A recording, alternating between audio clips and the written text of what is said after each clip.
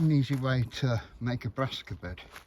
Now this principle applies if I've just got a little tiny bed here.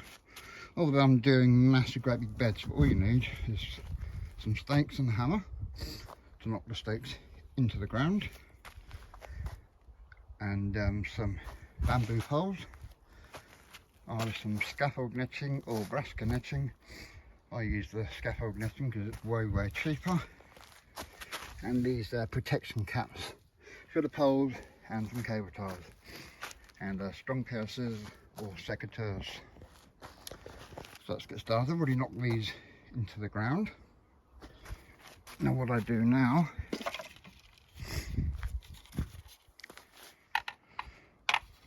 I hook the bamboo poles. Now I turn the poles inwards for a reason, so I can actually put a bamboo pole that way too. So I've got them up there, and as you know, bamboo poles have a thick side and a thin side. So I've got the thin end this end and the thick end that way. And what I do when I put this back one on, I actually reverse that. So I put the thinner end that end, thicker end that end, that just helps strengthen it up. Then I get two smaller ones and I lay them across like that. If I'd have had that peg just going sort of straight in that way, I wouldn't be able to get that second bamboo cone in. As you can see from this end here, I place the bamboo pole on there nice and snug. Next job is I cable tie these all together so they can't move, like so. If you're doing a bigger bed, then you might want extra poles in, and then you overlay them and you continue on the same way as I'm doing this now. So I'm going to cable tie those all together for the next stage. So they're all now cable tied on both the ties and the actual hook themselves on all four corners. And now with my sharp secateurs, I'm going to cut the ends of these off, leaving like so. Again, this end, you don't want to leave too much sticking out the end that you're going to end up taking your eye out.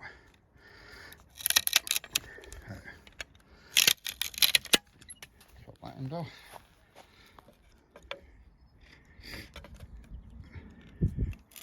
And then this end.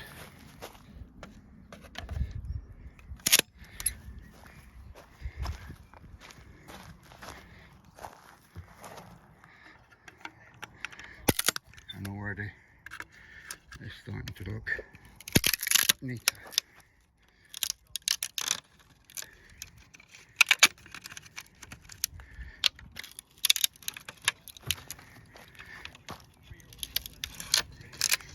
You always get one on a break. A bit deeper. Yeah.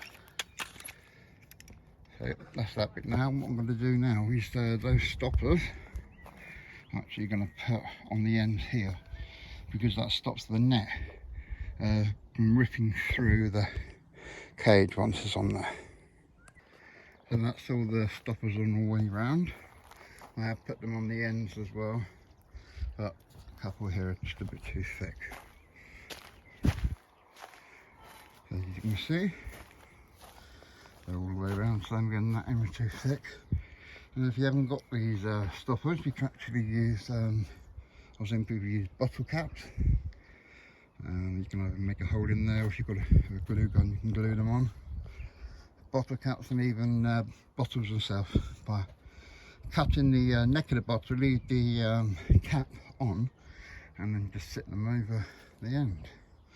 So now I'm going to cut the net. Now what I do is I net it all the way around the sides as one piece, and then the top I have one piece that goes over the back and down the front, and along the bottom I cable tie the net to another bamboo cane, which I use as a weight to hold the net down. That way I can lift the net up when I want to get into weed or water. Just makes a nice easy access door, and then I just sit that on the inside so the cabbage butterflies cannot get in. I see already caterpillars or slugs have been at those, so that was quite important I get this covered today. So I'll see you next day shortly.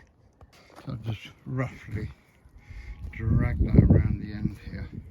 Now this is double skinned, so once I've cut that piece off down there and cable tied this to the end, the second skin at the top here will form the roof, so it will just overlap. So I'm going to cable tie that up and I'll show you when that's done. So that's now all cable tied, and along the bottom is all stapled, so it's totally sealed. I do have this flap along the top. And you can, if you like, cut that out and then put a whole new front piece on, or you can just leave it. I personally am going to leave that. Last year I did take it out and I had a piece from the top weighted down on the bottom by a cane, and then I had a couple of pipe hooks, you know what you use for your copper pipe in your house, and a couple of pipe clamps along there. Then the cable, the cane, sorry, I couldn't think of the word then. The cane just clipped into that, and that sealed it and stops the cabbage white from getting in there. So yeah, I'm going to leave this, but what I'm going to do now, I'm going to make another section just at the front, still weighted down with that, it's gone again, absolutely gone, cane, that's the word I was looking for. These were just donated to me, so they do look a bit tired, but they will come back up. It's what somebody thinned out and was given away. But yeah, I'll give those a good water and that, and they should recover quite well. We've got some pigeon damage, as you can see, that still plenty of time for new growth to pick up there. Pumpkin going on here. What I'll do, I'm going to pick out some of these flowers and just leave 2 or 3 so all the energy goes in to make a larger pumpkin rather than several small ones. Now over here I picked up some herbs to try and fill the gaps in my blue raised borders over there. I've got some garlic chives for one of them, hot and spicy oregano, and I did lose my rosemary last year, so a new rosemary. And these strawberries were picked up a deal on these. They were normally only 2 for 15, so £7.99 each. They've actually gone down to only 2 for £10, so there's 12 honeyhow strawberries there. Now I have got, they're not strawberries, they're actually framberries, which are a cross between a raspberry and a strawberry. They are really, really nice. And those are all the runners that I have that I took home and potted on. Which are those there, but the honeyhow strawberry are going to go in here. That's all got to be weeded and go in there. And then here are some more of those strawberries. Let's have a look to see what fruit we've got on there. Look, there you go. Some nice big juicy strawberries. Look like a strawberry, they taste like a raspberry. There you go, look. Nice healthy fruits there. And the only reason why I've covered these up is because everybody's losing all their strawberries. We've got pheasants and that are going around here, and pigeons are just devouring everything.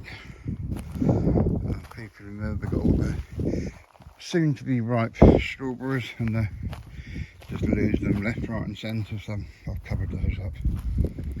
I took the cover off of this one because they're done for this year now, so I've got no loss there. These ones I did transport. By the time I cut all these leaves back, there's all new shoots growing on each one, so I'm not worried about that finish of this season anyway, so but there should be some nice strong plants next year. Now look at this rhubarb. That's been moved here for what, 2 weeks. Filled up with my own manure and my own compost mix, and yeah, they really come out lovely. I did divide the crowns, so now I've got several crowns, so I do like a lot of rhubarb, so that should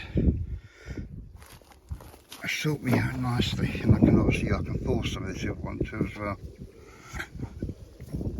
Spots from your weeds going up. I'm going to be doing a separate video regarding weeds once I've got this one back up online. This brassica cage, once that's done. Yeah, look out for the next video. It's all about weeding. So I'm going to finish this brassica cage, and then I'll show you the end result. Speak to you again soon. And so that is now finished. I actually substituted the cone for a bit of wood that I had lying around. It's also heavier. And then if you want to service in here, I can just lift this up, sit this up there on the top, and I can get in. Now the brassicas, now the weight of that should hold that net in place, there's no gaps, so nothing can get in. I've also trimmed those dead leaves off the cauliflowers that I was given, which I believe a pigeon had started on, and obviously because they were transplanted, should I say, they lost a bit of nutrients, but they are recovering well. You've got main healthy stems there, so we've got it all early enough that the plants won't be affected. So that there is my brassica net build, and for very little money. And then I can just dismantle this. I may not be able to use the net again unless I cut off all of the cable ties carefully. When I do the crop rotation, I can just dismantle this, and next year I'll probably move this to the other half here, because that wouldn't have been grown on. Then next year I can move to one of these other beds, or one of the new beds that I haven't built yet. So I'm now going to get on sorting out the rest of this bark while we've got a bark delivery there, and then I'll bring you some more updates in the coming days. This is Gary, you've been watching the Allotment vlogs. I hope you've enjoyed this video. If you have, consider giving us a thumbs up, and if you're not yet subscribed, consider subscribing to be notified of all of our new videos when they go live on the channel. Take care, bye for now.